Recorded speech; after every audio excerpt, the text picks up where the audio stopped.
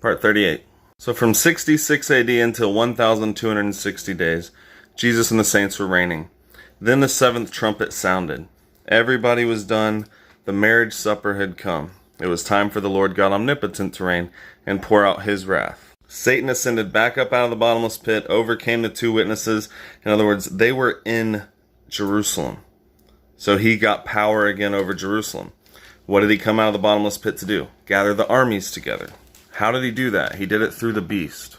And he was let out for a short time to gather the armies. So after this 1260 days, a few months before the temple was destroyed, the rapture had happened. Satan's let out. And now the armies get gathered to Jerusalem. A few months before this war was over, or before the temple was destroyed, the Romans called up 10 legions of soldiers to come and fight Jerusalem. They started their stand 3 days before Passover, this final stand for the temple.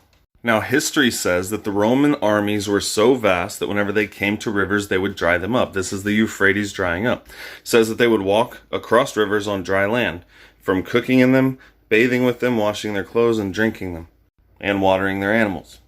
Well, this rebellion had been going on for 1,260 days. The Jews rebelling against Rome, and Rome was fighting them. Rome's armies were made up of all nations on the entire earth known to man back then. Whenever they would overcome a nation, those people would join their armies.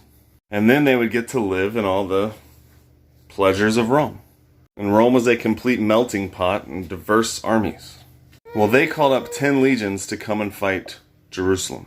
But get this, whenever Passover was given, and the law, it was called a sign upon their hand, a memorial between their eyes, so that the curse would be in their mouth.